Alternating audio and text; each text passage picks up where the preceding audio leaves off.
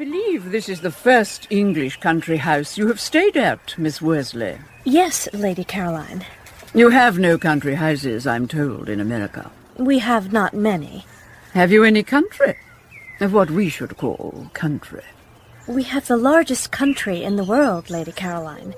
They used to tell us at school that some of our states are as big as France and England put together. Ah, you must find it very draughty, I should fancy. John, you should have your muffler. What is the use of my always knitting mufflers for you if you won't wear them? I am quite warm, Caroline, I assure you. I think not, John. Well, you couldn't come to a more charming place than this, Miss Worsley, though the house is excessively damp, quite unpardonably damp, and dear Lady Hunstanton is sometimes a little lax about the people she asks down here. Jane mixes too much. Lord Illingworth, of course, is a man of high distinction. It is a privilege to meet him. And that member of Parliament, Mr. Kettle... Kevil, my love. Kevil. He must be quite respectable. One has never heard his name before in the whole course of one's life, which speaks volumes for a man nowadays.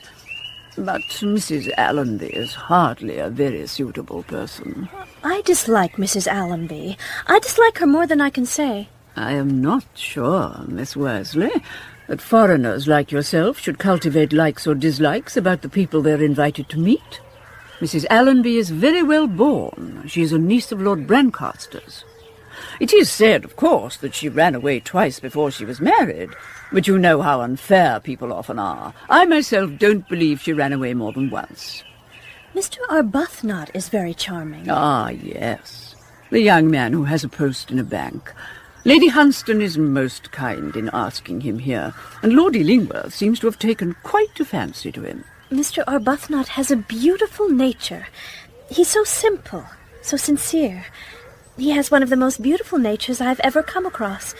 It is a privilege to meet him. It is not customary in England, Miss Worsley, for a young lady to speak with such enthusiasm of any person of the opposite sex. English women conceal their feelings till after they are married. They show them then. Do you, in England, allow no friendship to exist between a young man and a young girl? We think it very inadvisable. Jane, I was just saying what a pleasant party you've asked us to meet. You have a wonderful power of selection. It is quite a gift. Dear Caroline, how kind of you. I think we all do fit in very nicely together, and I hope our charming American visitor will carry back pleasant recollections of our English country life. The cushion there, Francis. And my shawl. The Shetland. Get the Shetland. Yes, my lady. Lady Hunstanton, I have such good news to tell you. Lord Illingworth has just offered to make me his secretary. His secretary? That is good news indeed, Gerald. It means a very brilliant future in store for you. Your dear mother will be delighted. Oh, I really must try and induce her to come up here tonight. Do you think she would, Gerald? I know how difficult it is to get her to go anywhere. Oh, I'm sure she would, Lady Hunstanton, if she knew Lord Illingworth had made me such an offer. I will write and tell her about it, and ask her to come up and meet him. Thank you, Francis. Just wait. Yes, my lady. That is a very wonderful opening for so young a man as you are, Mr. Arbuthnot. It is indeed, Lady Caroline. I trust I shall be able to show myself worthy of it. I trust so. You have not congratulated me yet, Miss Worsley. Are you very pleased about it? Of course I am. It means everything to me. Things that were out of the reach of hope before may be within hope's reach now. Nothing should be out of the reach of hope. Life is a hope. I fancy, Caroline, that diplomacy is what Lord Illingworth is aiming at. I heard that he was offered Vienna, but that may not be true. I don't think that England should be represented abroad by an unmarried man, Jane. It might lead to complications. You are too nervous, Caroline. Believe me, you are too nervous. Besides, Lord Illingworth may marry any day. I was in hopes he would have married Lady Kelso, but I believe he said her family was too large. Or was it her feet? I forget which. Tell Anna to wait for an answer, Francis. Yes, my lady. That is awfully kind of you, Lady Hunstanton. Will you come for a stroll, Miss Worsley? With pleasure. Have you seen me? John, the grass is too damp for you. You'd better go and put your overshoes on at once. I'm quite comfortable, Caroline, I assure you. You must allow me to be the best judge of that, John. Pray do as I tell you. Yes, my dear. You spoil him, Caroline, you do indeed. Well, Lady Statfield and my dear Mrs Allonby, I hope you like the park. It is said to be well timbered. The trees are wonderful, Lady Hunstanton. Quite wonderful. But somehow I feel sure that if I lived in the country for 6 months, I should become so unsophisticated that no one would take the slightest notice of me. Oh, I assure you, my dear, that the country has not that effect at all.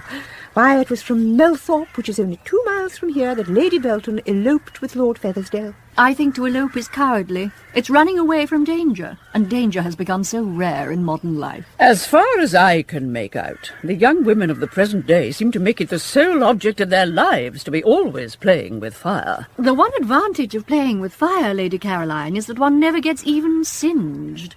It is the people who don't know how to play with it who get burned up. Yes, I see that. It is very, very helpful. I don't know how the world would get on with such a theory as that, dear Mrs Allonby. Ah, the world was made for men and not for women. Oh, don't say that, Lady Statfield.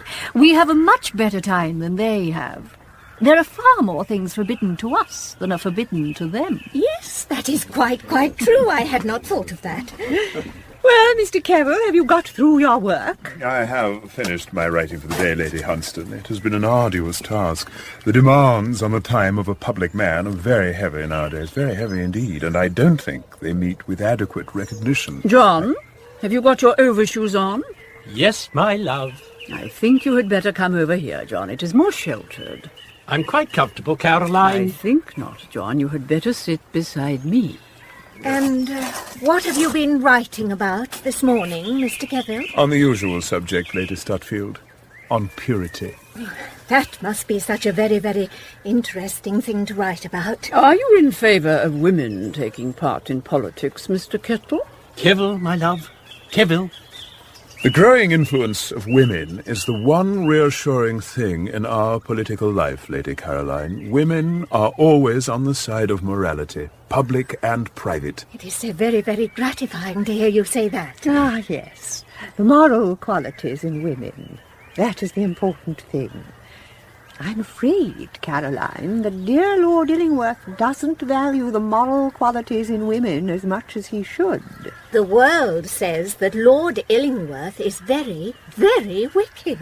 But what world says that, Lady Statfield? It must be the next world. This world and I are on excellent terms. Everyone I know says you are very, very wicked. It is perfectly monstrous the way people go about nowadays saying things against one behind one's back that are absolutely and entirely true. Dear Lord Illingworth is quite hopeless, Lady Statfield. I have given up trying to reform him. It would take a public company with a board of directors and a paid secretary to do that.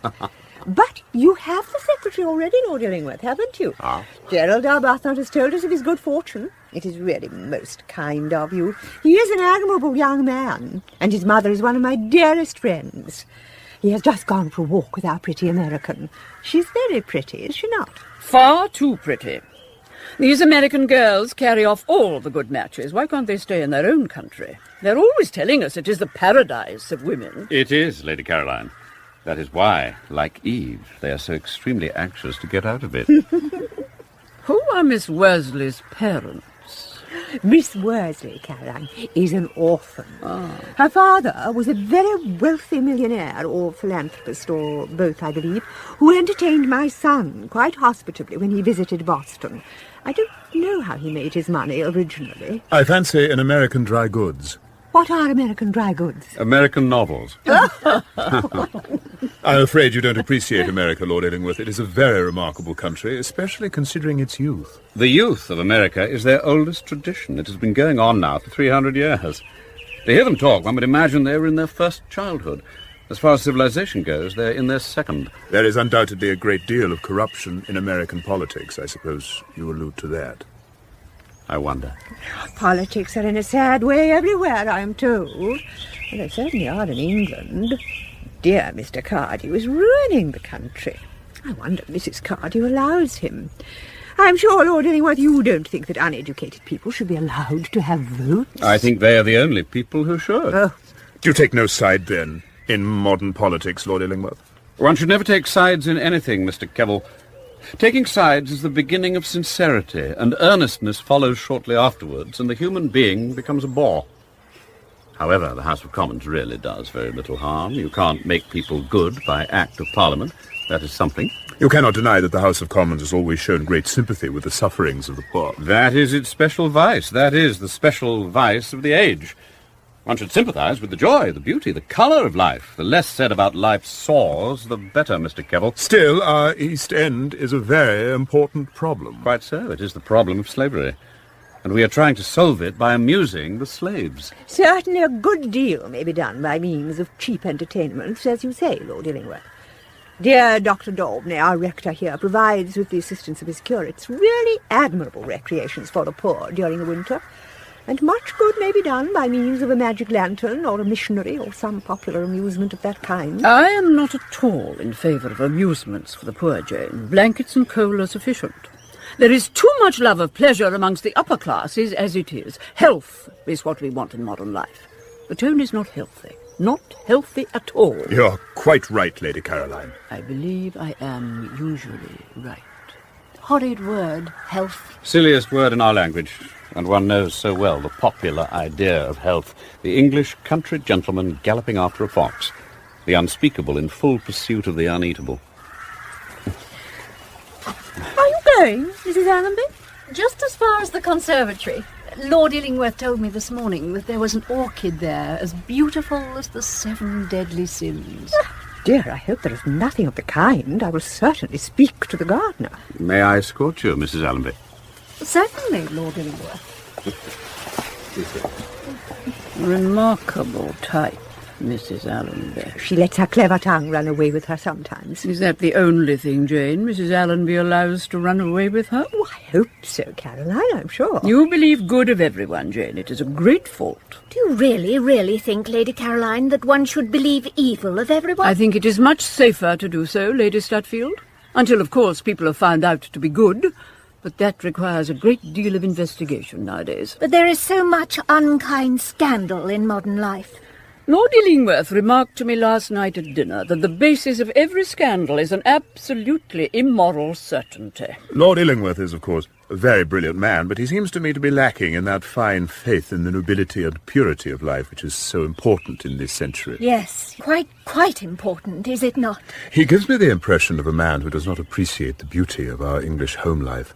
I would say that he was tainted with foreign ideas on the subject. There is nothing like the beauty of home life, is there? It is the mainstay of our moral system in England, Lady Stutfield. Without it, we would become like our neighbours. That would be so sad, would it not? I'm afraid, too, that Lord Illingworth regards woman simply as a toy. Now, I have never regarded woman as a toy. Woman is the intellectual helpmeet of man in public as in private life. Without her, we should forget the true ideals. I am so very glad to hear you say that. Dear Lord Alfred, do join us. The ladies. How very charming those gold-tipped cigarettes of yours are, Lord Alfred. They are awfully expensive. I can only afford them when I'm in debt. Must be terribly distressing to be in debt. One must have some occupation nowadays.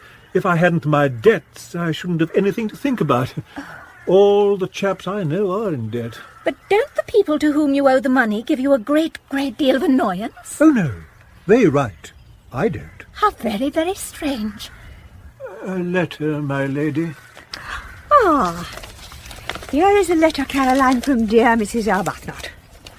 She won't die now, I'm so sorry. But she will come in the evening. Very pleased indeed. She's one of the sweetest of women. Writes a beautiful hand, too, so large, so firm. A little lacking in femininity, Jane. Femininity is the quality I most admire in women. Oh, she is very feminine, Caroline, and so good, too. You should hear what the Archdeacon says of her. He regards her as his right hand in the parish. Shall we all go in? Lady Stutfield, shall we go in to tea? With pleasure, Lady Hunstanton. John? If you would allow Lord Alfred to look after Lady Stutfield's cloak, you might help me with my work basket. Certainly, my love.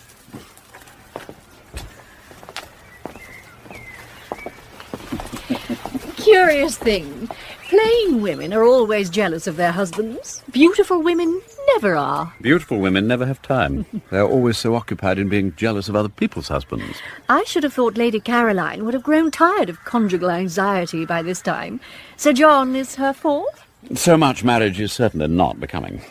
20 years of romance make a woman look like a ruin, but 20 years of marriage make her something like a public building. Lord Illingworth, everyone has been congratulating me.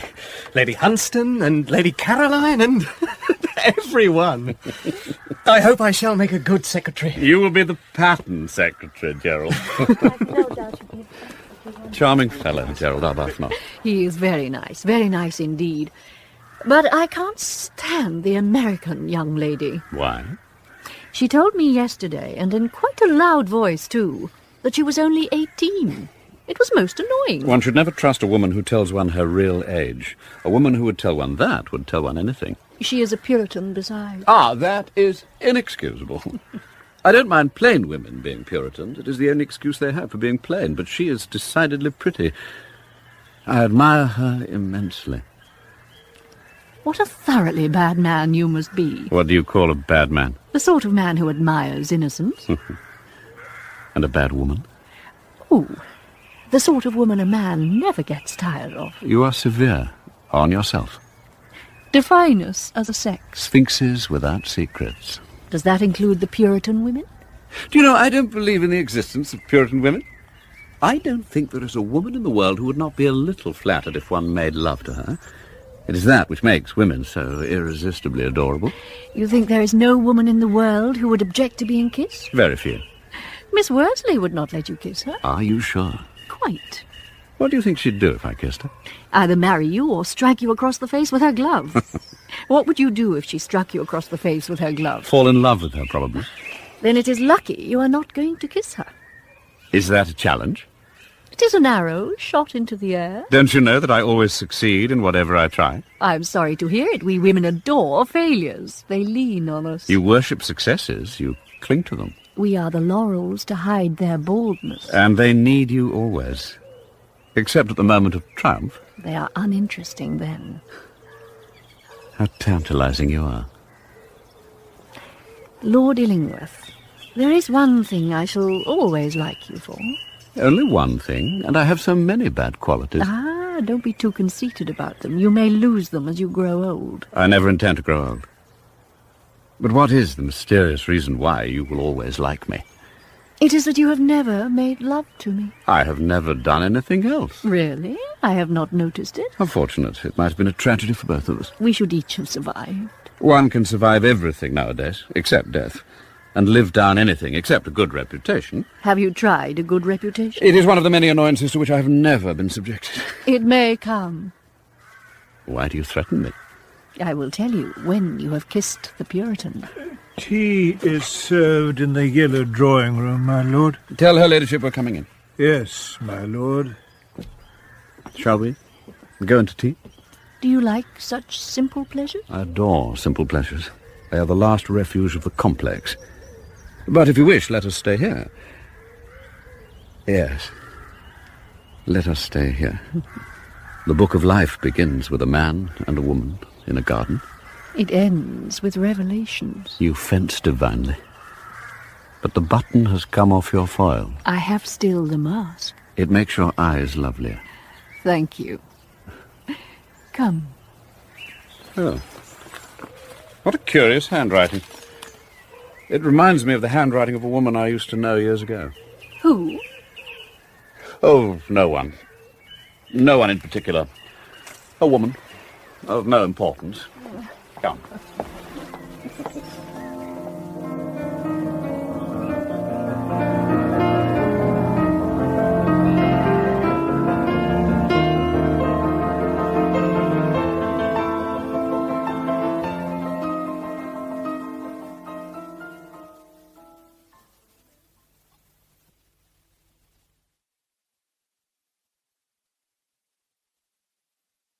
What a comfort it is to have got rid of the men for a little.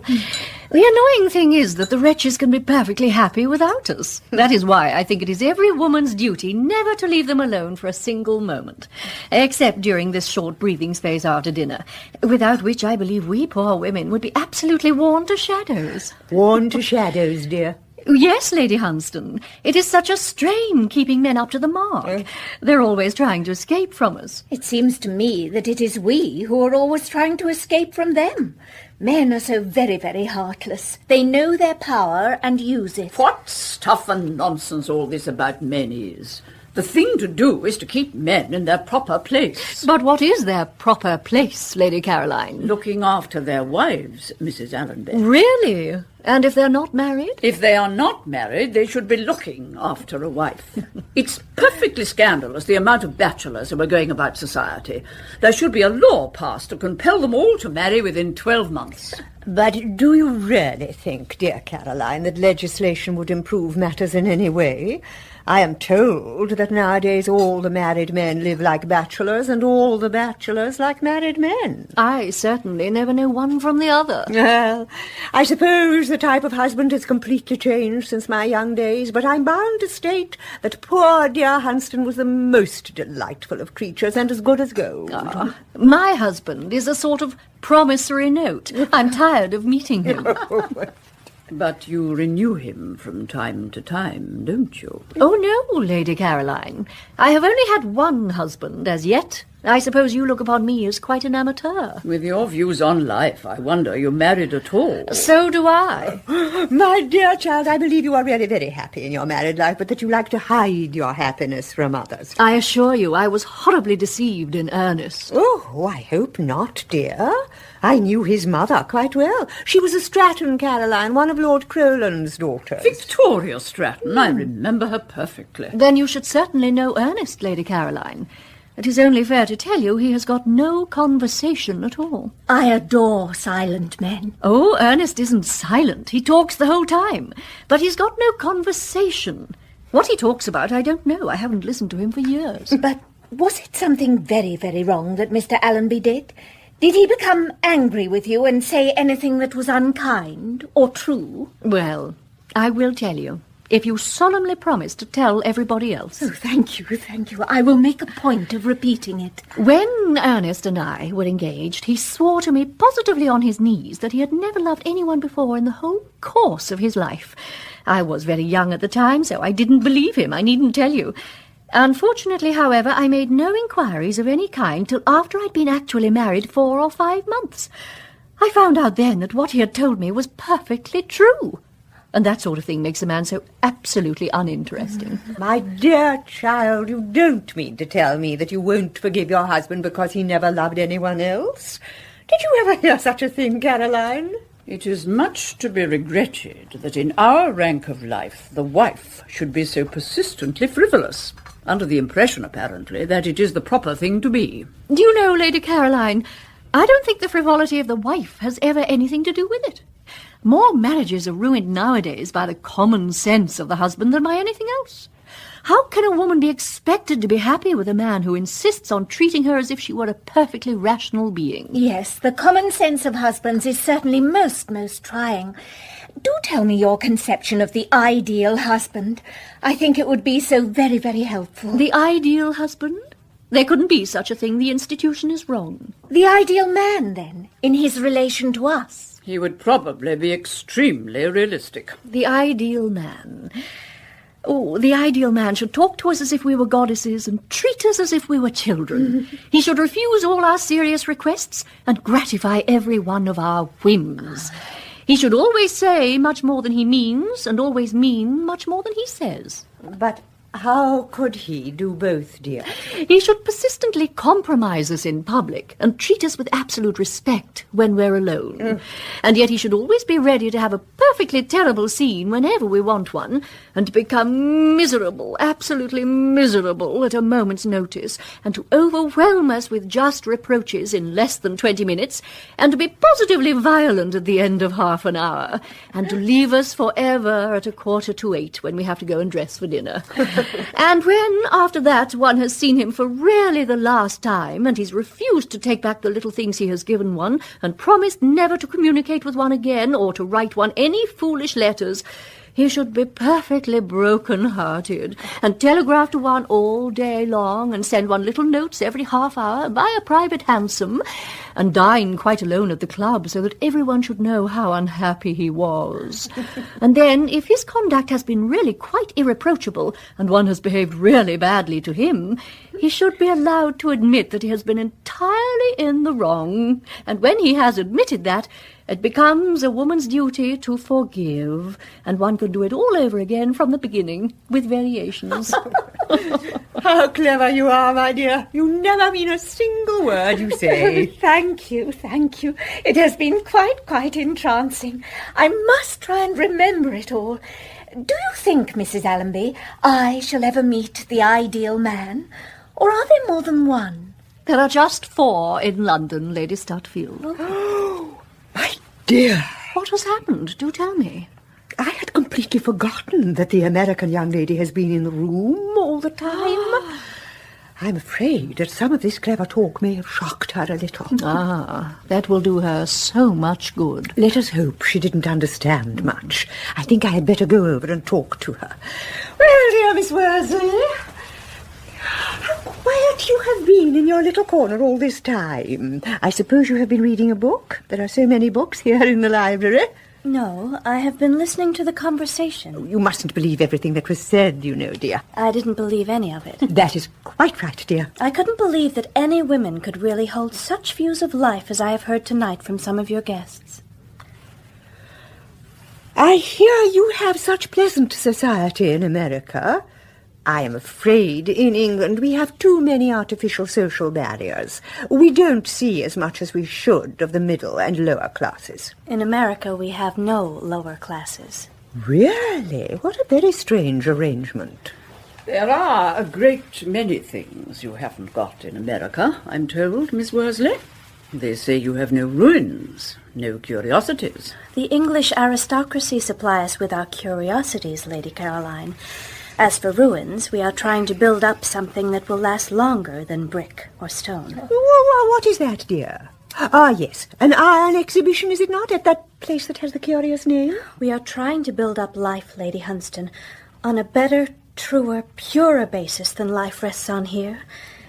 This sounds strange to you all, no doubt. How could it sound other than strange? You rich people in England, you don't know how you are living. How could you know? You shut out from your society the gentle and the good. You laugh at the simple and the pure. Living as you all do on others and by them, you sneer at self-sacrifice. And if you throw bread to the poor, it is merely to keep them quiet for a season. With all your pomp and wealth and art, you don't know how to live. You don't even know that. You love the beauty that you can see and touch and handle, the beauty that you can destroy and do destroy. But of the unseen beauty of life, of the unseen beauty of a higher life, you know nothing. You have lost life's secret. I don't think one should know of these things. It's not very, very nice, is it? My dear Miss Worsley, I thought you liked English society so much. You were such a success in it.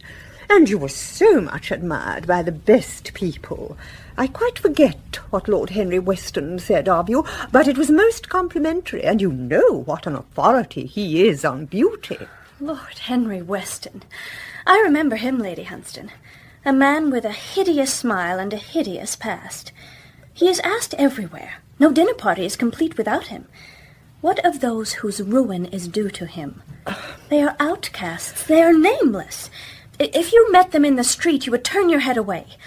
I don't complain of their punishment. Let all women who have sinned be punished. My dear young lady. It is right that they should be punished, but don't let them be the only ones to suffer.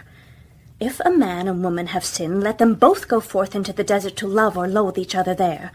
Let them both be branded. Set a mark, if you wish, on each, but don't punish the one and let the other go free. Don't have one law for men and another for women. Might I, dear Miss Worsley, as you are standing up, ask you for my cotton that is just behind you? Thank you. My dear Mrs Arbuthnot, I am so pleased you have come up. But I didn't hear you announced. Have you been standing there all this time? Oh, I came straight in from the terrace, Lady Hunstanton. You didn't tell me you had a party. Not a party. Only a few guests who are staying in the house and whom you must know. Caroline, this is Mrs Arbuthnot, one of my sweetest friends. Lady Caroline Pontefract, Lady Stutfield, Mrs Allonby, and my young American friend, Miss Worsley, who has just been telling us all how wicked we are. I'm afraid you think I spoke too strongly, Lady Hunstanton. But there are some things in England... My dear young lady, there was a great deal of truth, I dare say, in what you said, and you looked very pretty while you said it, which is much more important, Lord Illingworth would tell us. The only point where I thought you were a little hard was about Lady Caroline's brother, about poor Lord Henry. He's really such good company. Lady Caroline, I had no idea it was your brother. I am sorry for the pain I must have caused you. My dear Miss Worsley, the only part of your little speech, if I may so term it, with which I thoroughly agreed was the part about my brother. Nothing that you could possibly say could be too bad for him. I regard Henry as infamous, absolutely infamous. But I'm bound to state, as you were remarking, Jane, that he is excellent company, and he has one of the best cooks in London. And after a good dinner, one can forgive anybody, even one's own relations. Now, do come, my dear Miss Worsley, and make friends with Mrs Arbuthnot. She is one of the good, sweet, simple people you told us were never admitted into society. I am sorry to say Mrs Arbuthnot comes very rarely to me, but that is not my fault. What a bore it is, the men staying so long after dinner. I expect they're saying the most dreadful things about us. How very, very horrid of them. Shall we go on to the terrace? Oh, anything to get away from the dowagers and the dowdies. We are only going to look at the stars, Lady Hunstanton. You will find a great many, dear, a great many, but don't catch cold. We shall all miss Gerald so much, dear Mrs Arbuthnot. But has Lord Illingworth really offered to make Gerald his secretary? Oh, yes. He has been most charming about it. He has the highest possible opinion of your boy. You don't know Lord Illingworth, I believe, dear? I've never met him. You know him by name, no doubt. I'm afraid I don't. I live so much out of the world and see so few people. I remember hearing years ago of an old Lord Illingworth who lived in Yorkshire, I think. Ah, yes, that would be the last Earl but one. He was a very curious man. He wanted to marry beneath him. Or wouldn't, I believe. Or there was some scandal about it. The present Lord Illingworth is quite different. Of course, he is comparatively a young man still, and he has only come to his title within... How long exactly is it, Caroline, since Lord Illingworth succeeded? About 4 years, I think, Jane. I know it was the same year in which my brother had his last exposure in the evening papers. Ah, I remember. That would be about 4 years ago. Of course, there were a great many people between the present Lord Illingworth and the title, Mrs Arbuthnot. There was... Who was there, Caroline? There was poor Margaret's baby. You remember how anxious she was to have a boy, and it was a boy, and it died, and her husband died shortly afterwards, and she married almost immediately one of Lord Ascot's sons, who, I'm told, beats her. Ah, that is in the family, dear, that is in the family. And there was also, I remember, a clergyman who wanted to be a lunatic, or a lunatic who wanted to be a clergyman, I forget which. But I know the Court of Chancery investigated the matter and decided that he was quite sane, and I saw him afterwards at poor Lord Plumstead's with straws in his hair. Or something very odd about him, I can't recall what. I often regret, Lady Caroline, that dear Lady Cecilia never lived to see her son get the title. Lady Cecilia? Lord Illingworth's mother, dear Mrs Arbuthnot, was one of the Duchess of Jerningham's pretty daughters, and she married Sir Thomas Harford, who wasn't considered a very good match for her at the time, though he was said to be the handsomest man in London. I knew them all quite intimately, and both the sons, Arthur and George. It was the eldest son who succeeded, of course, Lady Hunstanton. No, dear, he was killed in the hunting field. Or was it fishing, Caroline? I forget. But George came in for everything. I always tell him that no younger son has ever had such good luck as he has had. Lady Hunstanton, I want to speak to Gerald at once. Might I see him? Can he be sent for? Oh, certainly, dear. I will send one of the servants into the dining room to fetch him. I don't know what keeps the gentleman so long. Well, I knew Lord Illingworth first as plain George Harford. He was simply a very brilliant young man about town, with not a penny of money except what poor dear Lady Cecilia gave him. She was quite devoted to him, chiefly, I fancy, because he was on bad terms with his father. Oh, here is the dear Archdeacon and Sir John. It doesn't matter, Francis. My lady. Lord Illingworth has been most entertaining. I have never enjoyed myself more. Ah, Mrs Arbuthnot. You see, I have got Mrs Arbuthnot to come to me at last. That is a great honour, Lady Hunstanton. Mrs Daubeny will be quite jealous of you. Oh, I am so sorry Mrs Daubeny could not come with you tonight. Headache as usual, I suppose. Yes, Lady Hunstanton, a perfect martyr, but she is happiest alone. She is happiest alone. John? I'm only talking to Lady Stutfield, dear. How is the most charming woman in the world? What a short time you've been in the dining room, Lord Illingworth. It seems as if we had only just left. I was bored to death, never opened my lips the whole time, absolutely longing to come into you. You should have. The American girl has been giving us a lecture. Really? What did she lecture about? Oh, Puritanism, of course. I'm going to convert her, am I not? How long do you give me? A week. A week is more than enough. Dear Mother... Gerald, I don't feel at all well. See me home. I shouldn't have come. I'm so sorry, Mother. Certainly. But you must know Lord Illingworth first. Not tonight, Gerald. Lord Illingworth, I want you so much to know my mother. With the greatest pleasure. I'll be back in a moment, Mrs. Allonby. People's mothers always bore me to death. All women become like their mothers. That is their tragedy. No man does. That is his. What a delightful mood you are in tonight. Mother, this is Lord Illingworth, who has offered to take me as his private secretary. You'll thank Lord Illingworth, Mother, won't you? Lord Illingworth is very good, I'm sure, to interest himself in you. Oh, Gerald and I are great friends already, Mrs. Arbuthnot. There can be nothing in common between you and my son, Lord Illingworth. Dear Mother, how can you say so?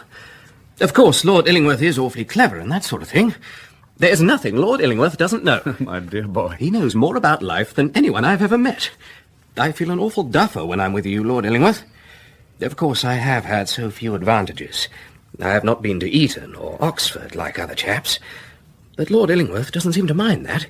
He has been awfully good to me, Mother. Lord Illingworth may change his mind. He may not really want you as his secretary. Mother! You must remember, as you said yourself, you've had so few advantages. Lord Illingworth, I want to speak to you for a moment. Do come over. Will you excuse me, Mrs. Arbuthnot? Now, don't let your charming mother make any more difficulties, Gerald. The thing is quite settled, isn't it? I hope so. Caroline, shall we make a move to the music room? Miss Worsley is going to play. Oh. You'll come too, dear Mrs. Arbuthnot, won't you? You don't know what a treat is in store for you. I must really take Miss Worsley down some afternoon to the rectory. I should so much like dear Mrs. Daubeny to hear her on the violin. I forgot. Dear Mrs. Daubeny's hearing is a little defective, is it not? Her deafness is a great privation to her. She can't even hear my sermons now. She reads them at home. But she has many resources in herself, many resources. She reads a good deal, I suppose. Just the very largest print. The eyesight is rapidly going. But she's never morbid, never morbid. Do speak to my mother, Lord Illingworth, before you go into the music room. She seems to think somehow you don't mean what you said to me. Aren't you coming? In a few moments. Lady Hunstanton, if Mrs. Arbuthnot would allow me, I would like to say a few words to her. And we will join you later on? Of course. You will have a great deal to say to her, and she will have a great deal to thank you for. It is not every son who gets such an offer, Mrs. Arbuthnot, but I know you appreciate that, dear. John? Yes, dear. Now, don't keep Mrs. Arbuthnot too long, Lord Illingworth. We can't spare her. So, that is our son, Rachel. Well, I'm very proud of him. He is a Harford, every inch of him. By the way, why Arbuthnot? One name is as good as another when one has no right to any name. Well, Rachel, what is over is over. All I have got to say now is that I am very, very much pleased with our boy. The world will know him merely as my private secretary, but to me he will be something very near and very dear. It is a curious thing, Rachel. My life seemed to be quite complete. It was not so. It lacked something. It lacked a son. I have found my son now. I am glad I have found him. You have no right to claim him, or the smallest part of him. The boy is entirely mine, and shall remain mine. My dear Rachel, you have had him to yourself for over 20 years. Why not let me have him for a little now? He is quite as much mine as yours. Are you talking of the child you abandoned? Of the child who, as far as you're concerned, might have died of hunger and want? You forget it was you who left me. It was not I who left you. I left you because you refused to give the child a name. Before my son was born, I implored you to marry me. I had no expectations then. Besides, I wasn't much older than you were. I was only 21, I believe, when the whole thing began in your father's garden. When a man is old enough to do wrong, he should be old enough to do right also. My dear Rachel, intellectual generalities are always interesting, but generalities in morals mean absolutely nothing. As for saying I left our child to starve, that, of course, is untrue and silly. My mother offered you 600 a year, but you wouldn't take anything. You simply disappeared and carried the child away with you. I wouldn't have accepted a penny from her. Your father was different. He told you in my presence, when we were in Paris, that it was your duty to marry me. Oh, duty is what one expects from others. It is not what one does oneself. Of course, I was influenced by my mother. Every man is when he is young. I'm glad to hear you say so. Gerald shall certainly not go away with you. What nonsense, Rachel. Do you think I would allow my son? Our son? My son. To go away with a man who spoiled my youth, who ruined my life, who has tainted every moment of my days? You don't realize what my past has been in suffering and in shame. My dear Rachel, I must candidly say that I think Gerald's future considerably more important than your past. Gerald cannot separate his future from my past. That is exactly what he should do. That is exactly what you should help him to do. What a typical woman you are. You talk sentimentally, and you are thoroughly selfish the whole time. But don't let us have a scene. Rachel, I want you to look at this matter from the common sense point of view. From the point of view of what is best for our son, leaving you and me out of the question. What is our son at present? An underpaid clerk in a small provincial bank in a third-rate English town. If you imagine he is quite happy in such a position, you're mistaken. He is thoroughly discontented. He was not discontented till he met you. You have made him so. Of course I made him so. Discontent is the first step in the progress of a man or a nation. But I did not leave him with a mere longing for things he could not get. No, I made him a charming offer. He jumped at it, I need hardly say. And now, simply because it turns out that I am the boy's own father and he my own son, you propose practically to ruin his career. That is to say, if I were a perfect stranger, you would allow Gerald to go away with me. But as he is my own flesh and blood, you won't. How utterly illogical you are. I will not allow him to go. How can you prevent it? What excuse can you give to him for making him decline such an offer of mine? I won't tell him in what relation I stand to him, I need hardly say. But you daren't tell him. You know that. Look how you've brought him up. I brought him up to be a good man. Quite so. And what is the result? You've educated him to be your judge if he ever finds you out. And a bitter, unjust judge he will be to you. Don't be deceived, Rachel.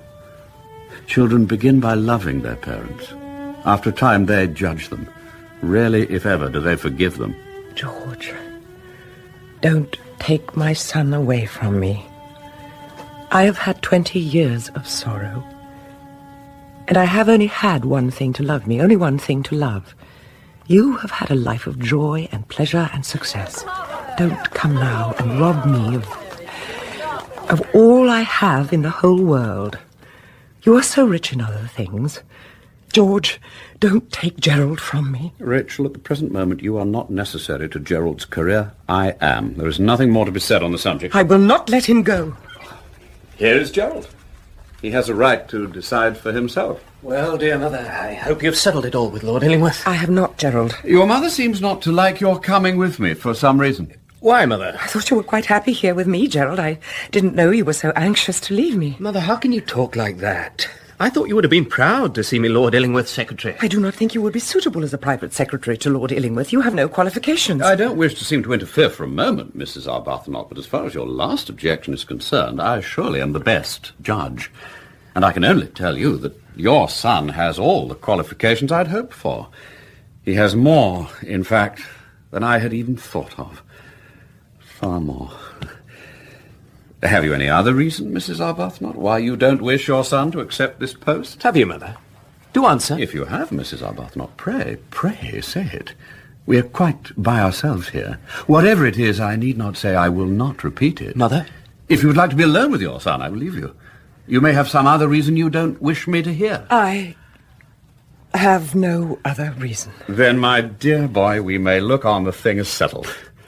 Come, you and I will smoke a cigarette on the terrace together. And, Mrs Arbuthnot, pray let me tell you that I think you have acted very, very wisely. Come, my boy.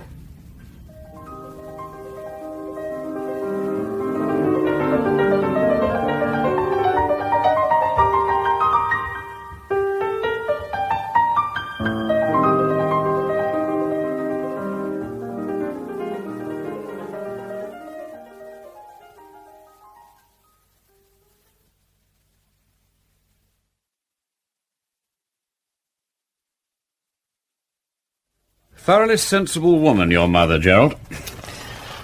I knew she would come round in the end. My mother is awfully conscientious, Lord Illingworth, and I know she doesn't think I'm educated enough to be your secretary. She's perfectly right, too.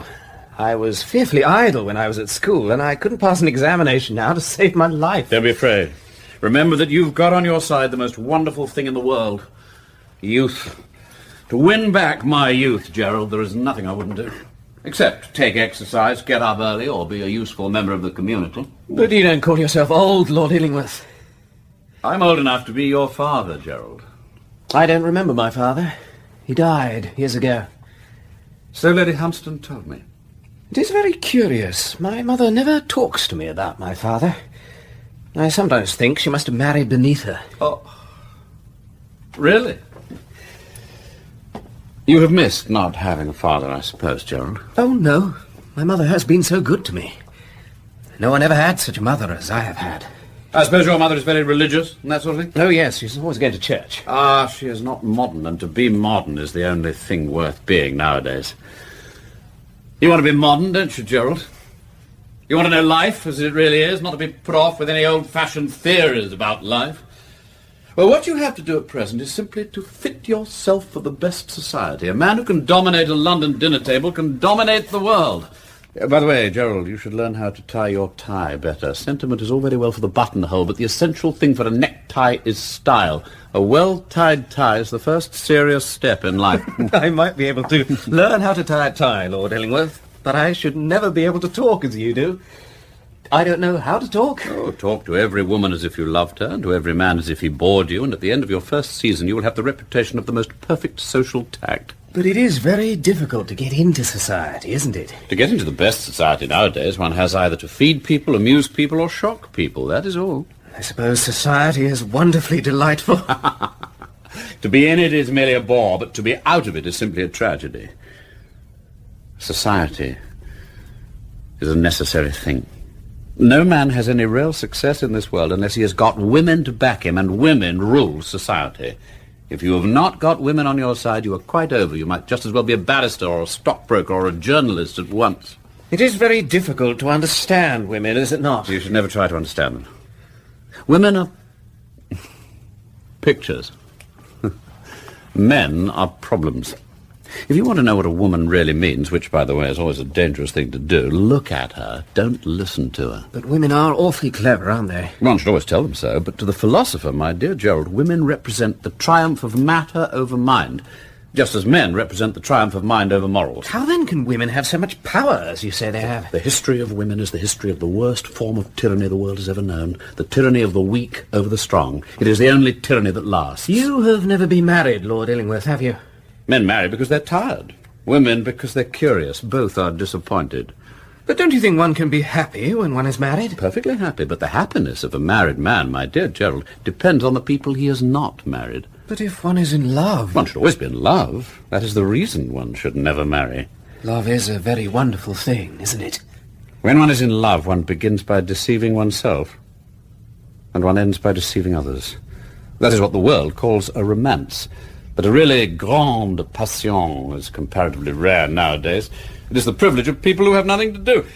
That is the one use of the idle classes in a country, and the only possible explanation of us Harfords. Harfords, Lord Illingworth? That is my family name. You should study the peerage, Gerald. It is the one book a young man about town should know thoroughly, and it is the best thing in fiction the English have ever done. And now, Gerald, you are going into a perfectly new life with me, and I want you to know how to live. For the world has been made by fools that wise men should live in it. Ah, here you are, dear Lord Illingworth.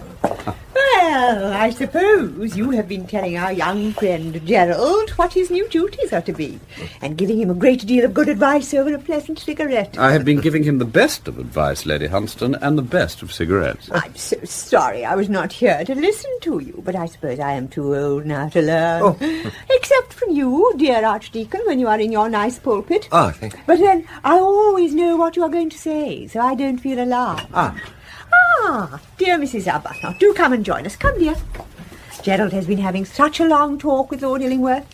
I'm sure you must feel very much flattered at the pleasant way in which everything has turned out for him. Let us sit down. Now, what are you talking about, Lord Illingworth? Do tell us. I was on the point of explaining to Gerald that the world has always laughed at its own tragedies, that being the only way in which it has been able to bear them, and that consequently whatever the world has treated seriously belongs to the comedy side of things. Ah, now I'm quite out of my depth. I usually am when Lord Illingworth says anything. You and I, dear Mrs Arbuthnot, are behind the age. We can't follow Lord Illingworth. I should be sorry to follow Lord Illingworth in any of his opinions. You are quite right, dear. Jane, have you seen John anywhere? Oh, you needn't be anxious about him, dear. He is with Lady Stutfield. I saw them some time ago in the yellow drawing room. They seem quite happy together.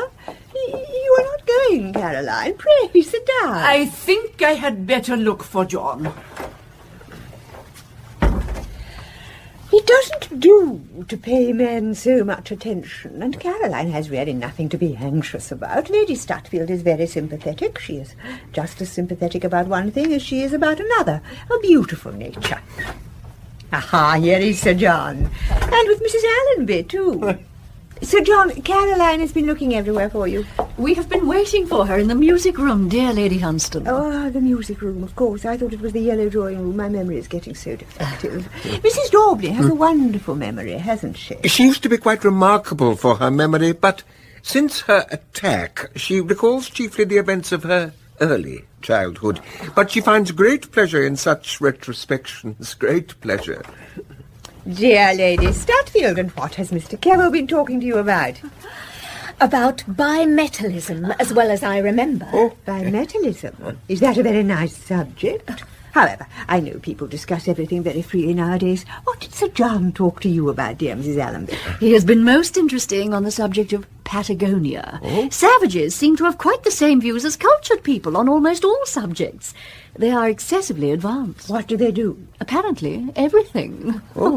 Well, that is very gratifying, dear Archdeacon, is it not, to find that human nature is permanently one? That's it. On the whole, the world is the same world, is it not? The world is simply divided into two classes. Those who believe the incredible, like the public, and those who do the improbable. Like yourself? Yes. I am always astonishing myself. It is the only thing that makes life worth living. And what have you been doing lately that astonishes you? I've been discovering all kinds of beautiful qualities in my own nature. Don't become quite perfect all at once. Do it gradually. I don't intend to grow perfect at all. At least I hope I shan't. It would be most inconvenient. Women love us for our defects. If we have enough of them, they will forgive us everything, even our gigantic intellects. Oh, we women should forgive everything, shouldn't we, dear Mrs Arbuthnot? I'm sure you agree with me in that. I do not, Lady Hunstanton. I think there are many things women should never forgive. Oh, what sort of things? The ruin of another woman's life. Well, those things are very sad, no doubt. But I believe there are admirable homes where people of that kind are looked after and reformed, and I think on the whole that the secret of life is to take things very, very easily. The secret of life is never to have an emotion that is unbecoming. The secret of life is to appreciate the pleasure of being terribly, terribly deceived. The secret of life is to resist temptation, Lady Stutfield. There is no secret of life. Life's aim, if it has one, is simply to be always looking for temptations. There are not nearly enough. I sometimes pass a whole day without coming across a single one. It is quite dreadful. It makes one so nervous about the future. I don't know how it is, dear Lord Illingworth, but everything you have said today seems to me excessively immoral. It has been most interesting listening to you. All thought is immoral. Its very essence is destruction. If you think of anything, you kill it. Nothing survives being thought of. I don't understand a word, Lord Illingworth, but I have no doubt it is all quite true. Personally, I have very little to reproach myself with on the score of thinking. I don't believe in women thinking too much. Women should think in moderation, as they should do all things in moderation. Moderation is a fatal thing, Lady Hunstanton. Nothing succeeds like excess. Oh, I hope I shall remember that. It sounds an admirable maxim, but I'm beginning to forget everything. It's a great misfortune. It is one of your most fascinating qualities, Lady Hunstanton. No woman should have a memory. Memory in a woman is the beginning of dowdiness. One can always tell from a woman's bonnet whether she has got a memory or not. Charming you are, dear Lord Illingworth. You always find out that one's most glaring fault is one's most important virtue. You have the most comforting views on life. Dr. Dauburney's carriage.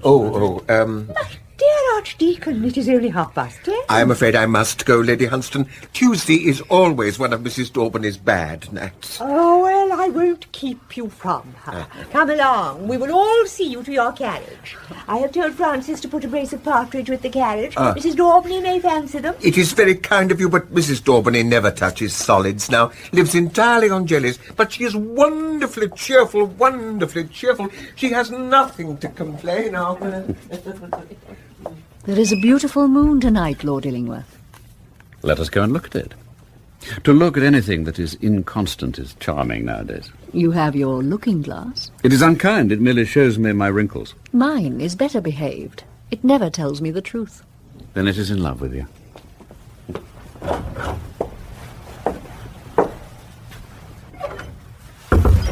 It is getting late, Gerald. Let us go home. If you really want to, of course, Mother. But I must say goodbye to Lord Illingworth first. I'll be back in 5 minutes. Let him leave me if he chooses. But not with him. Not with him. I couldn't bear it.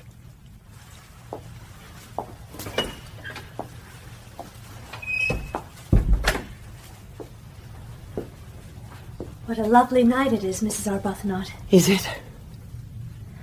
Mrs. Arbuthnot, I wish you would let us be friends. You are so different from the other women here. When you came into the drawing room this evening, somehow you brought with you a sense of what is good and pure in life. I had been foolish. There are many things that are right to say, but that may be said at the wrong time to the wrong people. I heard what you said. I agree with it, Miss Worsley. I didn't know you had heard it, but I knew you would agree with me. A woman who has sinned shouldn't be allowed to come into the society of good men and women. She should not. And the man should be punished in the same way. In the same way.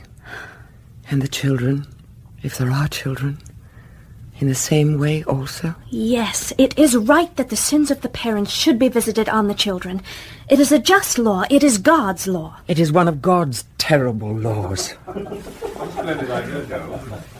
You are distressed about your son leaving you, Mrs. Arbuthnot? He set his heart on going. Oh, he couldn't refuse you anything. He loves you too much. Ask him to stay. Let me send him in to you.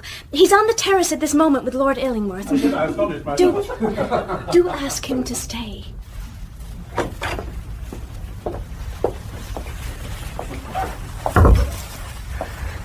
He won't come. I know he won't come. All right, my boy. Dear Mother, I'm afraid I kept you waiting. I forgot all about it. I am so happy tonight, Mother. I have never been so happy. Gerald, don't go away with Lord Illingworth. I implore you not to. Gerald, I beg you.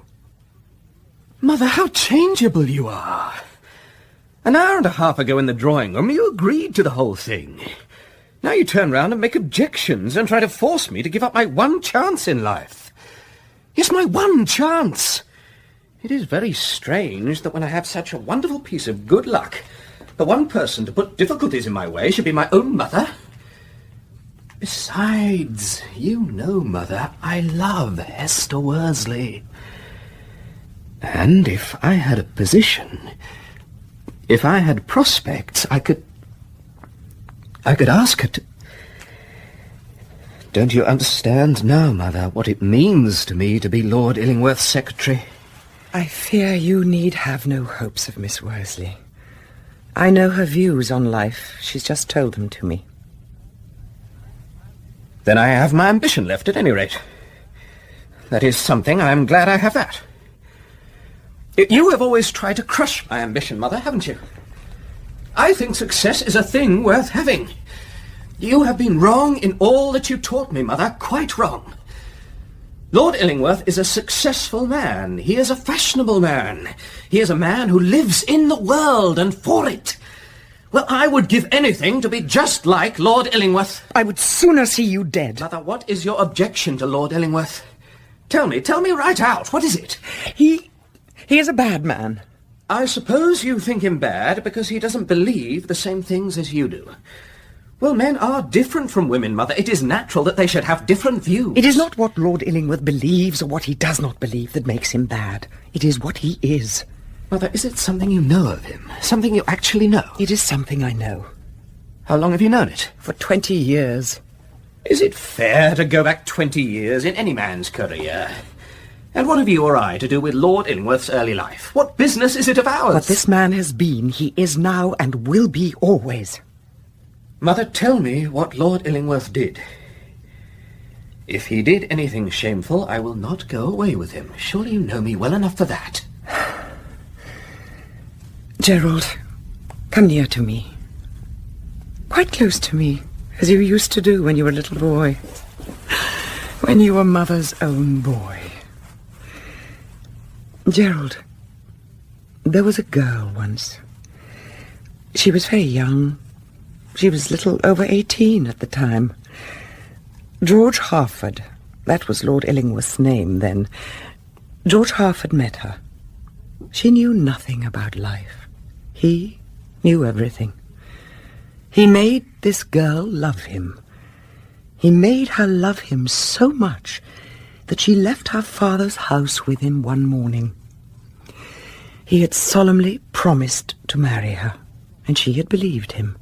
But he put the marriage off from week to week and month to month. She trusted in him all the while. She loved him. Before her child was born, for she had a child, she implored him for the child's sake to marry her, that the child might have a name, that her sin might not be visited on the child, who was innocent. He refused.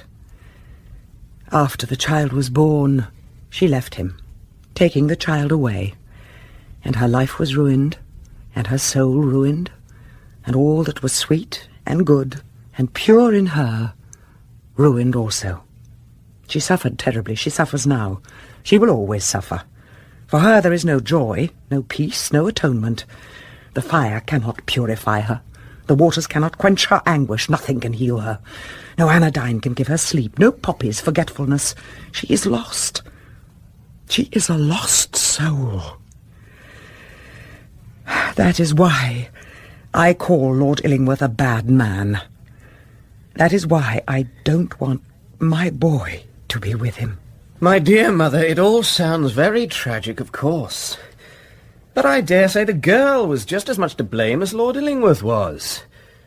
After all, would a really nice girl, a girl with any nice feelings at all, go away from her home with a man to whom she was not married and live with him as his wife?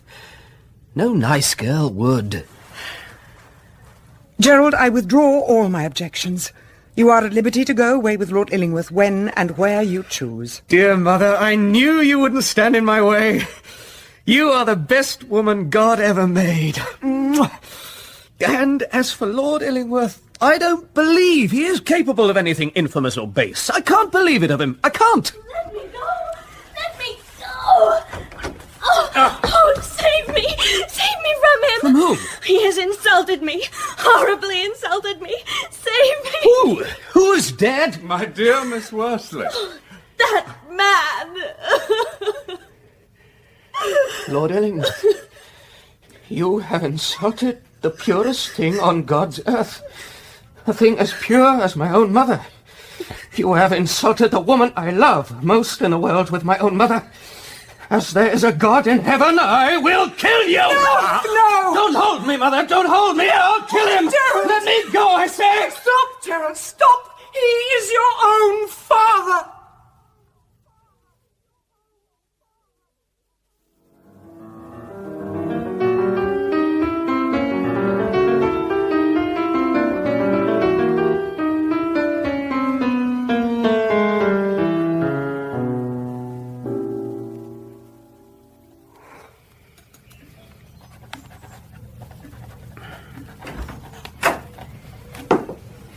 Lady Hunstanton and Mrs Allonby. Good morning, Gerald.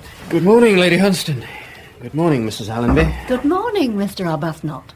You are writing a letter. I hope we're not disturbing you. We came to inquire for your dear mother, Gerald. I hope she is better. My mother's not come down yet, Lady Hunstanton.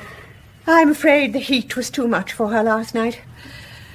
One feels your mother's good influence in everything she has about her, Gerald. Lord Illingworth says that all influence is bad, but that a good influence is the worst in the world. When Lord Illingworth knows Mrs Arbuthnot better, he will change his mind. I must certainly bring him here.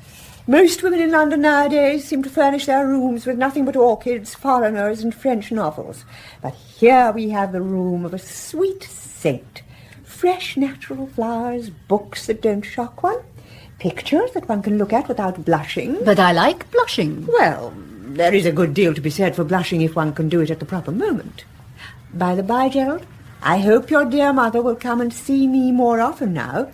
You and Lord Illingworth start almost immediately, don't you? I have given up my intention of being Lord Illingworth's secretary. Surely not, Gerald.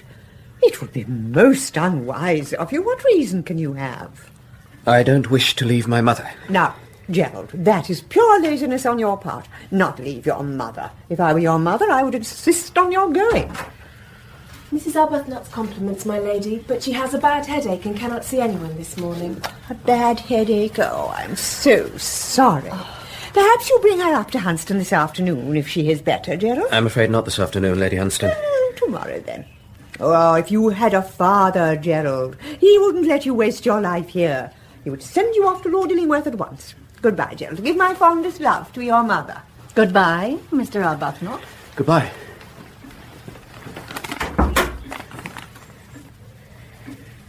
What name can I sign?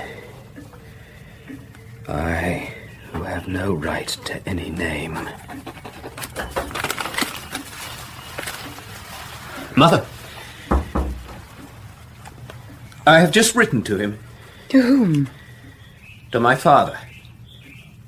I have written to tell him to come here at 4 o'clock this afternoon. Gerald, if you are going away with Lord Illingworth, go at once. Go before it kills me. But don't ask me to meet him. Mother, you don't understand. Nothing in the world would induce me to go away with Lord Illingworth or to leave you. Surely you know me well enough for that. No, I have written to Lord Illingworth to tell him that he must marry you. Marry me? I will insist upon his doing it. I will make him do it. He will not dare to refuse. But, Gerald, it is I who refuse. But you don't understand. It is for your sake I'm talking, not for mine. This marriage will not help me, will not give me a name that will be really, rightly mine to bear. But surely it will be something for you, that you, my mother, should, however late, become the wife of the man who is my father. Will not that be something? I will not marry him. Mother, you must. I will not. What atonement can be made to me? There is no atonement possible. I am disgraced. He is not, that is all. It is the usual history of a man and a woman, and the ending is the ordinary ending. The woman suffers, the man goes free. I don't know if that is the ordinary ending, Mother. I hope it is not. But your life, at any rate, should not end like that. The man shall make whatever reparation is possible. It is not enough. It does not wipe out the past, I know that. But at least it makes the future better. Better for you, Mother. I refuse to marry Lord Illingworth. If he came to you himself and asked you to be his wife, you would give him a different answer. Remember, he is my father. If he came himself, which he will not do, my answer would be the same. Remember, I am your mother. Mother, you make it terribly difficult for me by talking like that. And I can't understand why you won't look at this matter from the right, from the only proper standpoint. It is a duty that you owe, not merely to yourself, but to all other women. Yes, to all the other women in the world, lest he betray more. I owe nothing to other women. There is not one of them to help me. Women are hard on each other. That girl last night, good though she is, fled from the room as though I were a tainted thing. She was right. I am a tainted thing. But my wrongs are my own, and I will bear them alone. I implore you to do what I ask you. What son has ever asked of his mother to make so hideous a sacrifice? None. What mother has ever refused to marry the father of her own child? None. Let me be the first, then. I will not do it. Mother, you believe in religion. And you brought me up to believe in it also. Well, surely your religion, the religion that you taught me when I was a boy, Mother, must tell you that I am right. You know it. You feel it. I will not stand before God's altar and ask God's blessing on so hideous a mockery as marriage between me and George Harford. I don't understand you now. Men don't understand what mothers are. I am no different from other women except in the wrong done me and the wrong I did. And yet, to bear you, I had to look on death. Death fought with me for you. All women have to fight with death to keep their children. Death, being childless, wants our children from us. And you needed love, for you were weakly, and only love could have kept you alive.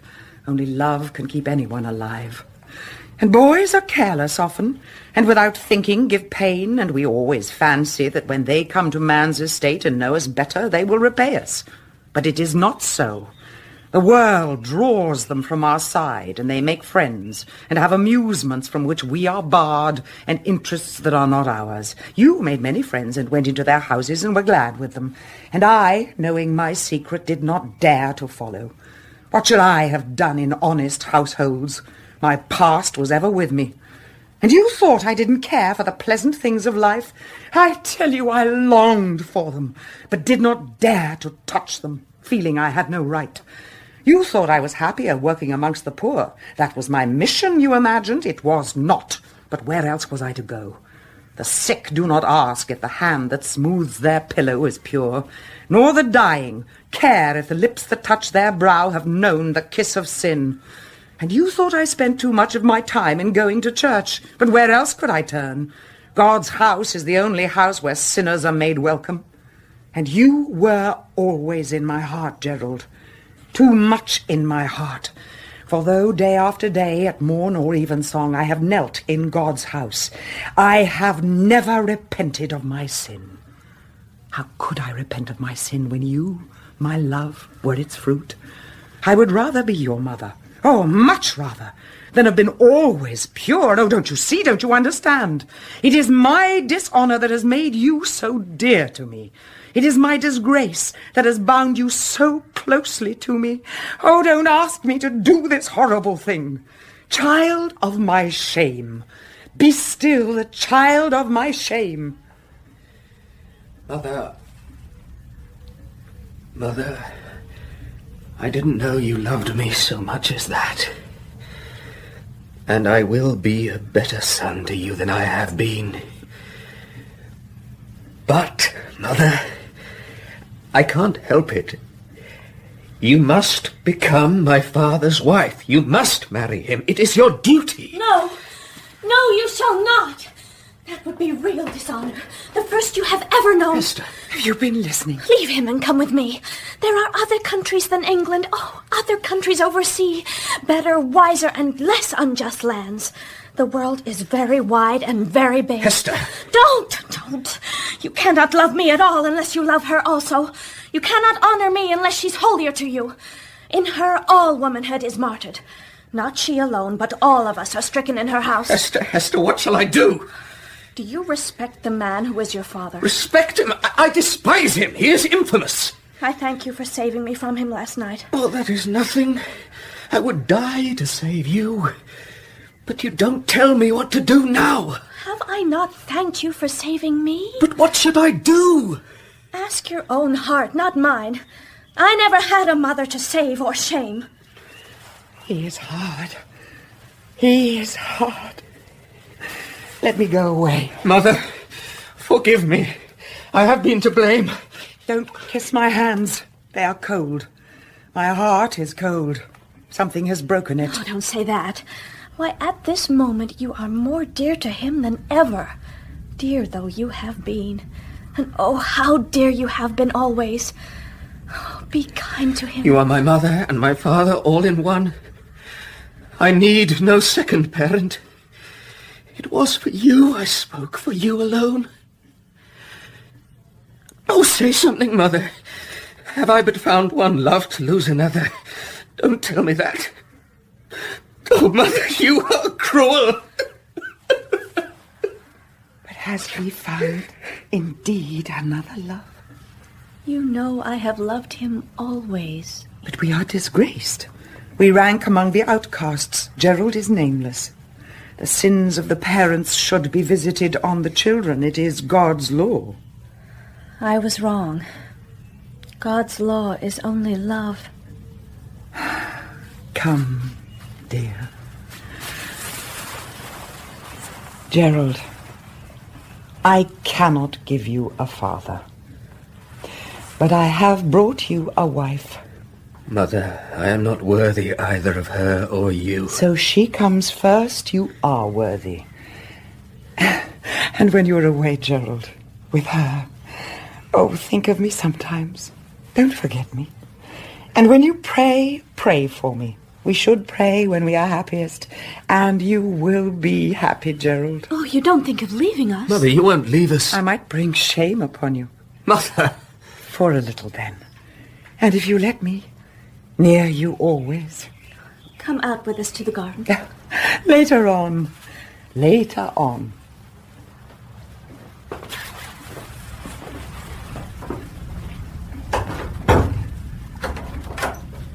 A gentleman to see you, ma'am. Show me the card. Say I will not see him.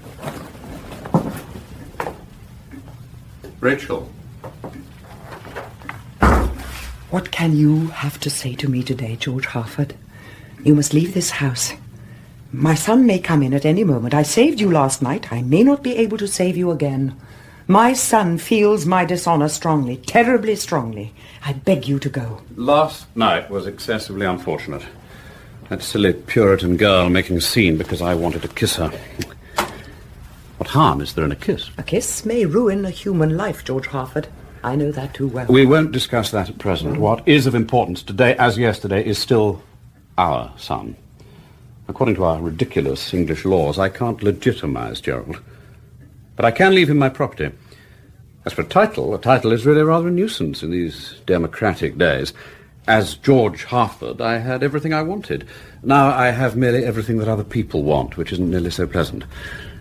Well, my proposal is this. Lord Illingworth, no proposition of yours interests me. The boy is to be with you for 6 months in the year, and with me for the other 6. That is perfectly fair, is it not? You can have whatever allowance you like and live where you choose. As for your past, no one knows anything about it except myself and Gerald. There is the Puritan, of course, the Puritan in the white muslin, but she doesn't count. She couldn't tell the story without explaining that she objected to being kissed, could she? And all the women would think her a fool, and the men think her a bore. And you need not be afraid that Gerald won't be my heir. I needn't tell you I have not the slightest intention of marrying. You come too late. My son has no need of you. You are not necessary. What do you mean? Look into the garden. She loves him. They love each other. We are safe from you, and we are going away. Where? We will not tell you, and if you find us, we will not know you. You seem surprised. You have grown hard, Rachel. I was too weak once. It is well for me that I have changed. I was very young at the time. We men know life too early. And we women know life too late. That is the difference between men and women. Rachel, I want my son. My money may be of no use to him now. I may be of no use to him, but I want my son. Bring us together, Rachel. You can do it if you choose. There is no room in my boy's life for you. He is not interested in you. Then why does he write to me? What do you mean? What letter is this? That is nothing. Give it to me. It is addressed to me and in Gerald's handwriting. It was not to have been sent. It is a letter he wrote to you this morning before he saw me, but now he is sorry he wrote it, very sorry. You are not to open it. Give it to me. It belongs to me. You have read this letter, I suppose, Rachel? No. You know what is in it? Yes. I don't admit for a moment that the boy is right in what he says. I don't admit that it is any duty of mine to marry you. I deny it entirely. But to get my son back, I'm ready, yes. I'm ready to marry you, Rachel, and to treat you always with the deference and respect due to my wife. I will marry you as soon as you choose. I give you my word of honor.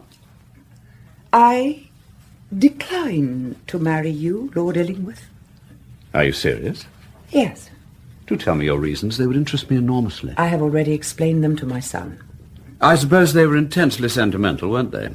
You women live by your emotions and for them. You have no philosophy of life. You are right. We women live by our emotions and for them, by our passions and for them, if you will. I have two passions, Lord Illingworth. My love of him, my hate of you. You cannot kill these. They feed each other. So you really refuse to marry me? Yes. And does my son hate me as much as you do? No. I'm glad of that, Rachel. He merely despises you. What a pity. What a pity for him, I mean. Don't be deceived, George. Children begin by loving their parents. After a time, they judge them. Rarely, if ever, do they forgive them. May I ask by what arguments you made the boy who wrote this letter, this beautiful, passionate letter, believe that you should not marry his father, the father of your own child? It was not I who made him see it. It was another. What fin de siècle person? The Puritan, Lord Illingworth. How curious. At this moment you look exactly as you looked the night you left me 20 years ago. You have just the same expression in your mouth. Upon my word, Rachel, no woman ever loved me as you did. Why, you gave yourself to me like a flower, to do anything I liked with. You were the prettiest of playthings, the most fascinating of small romances. 1:45. Must be strolling back to Hunstanton. Don't suppose I shall see you there again. I'm sorry, I really am. It's been an amusing experience to have met amongst people of one's own rank, and treated quite seriously, too. One's mistress and one's...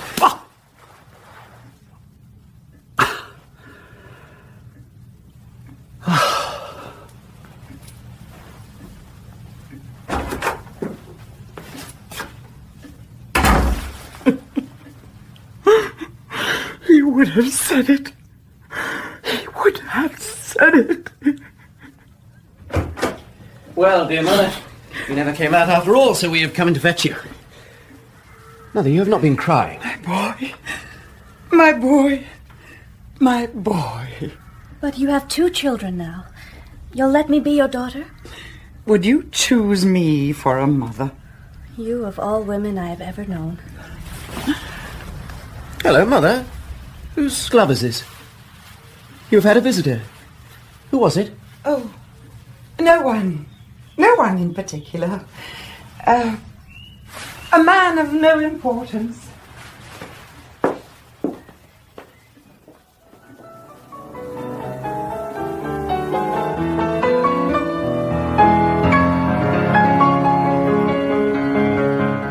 In A Woman of No Importance by Oscar Wilde, Diana Rigg played Mrs Arbuthnot, Martin Jarvis, Lord Illingworth, Annette Crosbie, Lady Hunstanton, and Susan Sheridan, Mrs Allonby. Gerald Arbuthnot was played by Dominic, Hester Worsley by Teresa Gallagher, Lady Caroline Pontefract by Irene Sutcliffe, Lady Stutfield by Oriel Smith, and Mr Kevill by Jack Claff. David King played Archdeacon Daubeny, Geoffrey Chater, Sir John Pontefract, Peter Penry Jones, Lord Alfred Rufford, and Adjua Ando, Alice. The violin was played by Alexander Balanescu. Anton Rubinstein's Sonata Opus 100 was played on the piano by Maris van Pasen. This production of A Woman of No Importance was originally broadcast as part of Radio 4's Christmas at the Well season and was adapted and directed by Adrian Bean.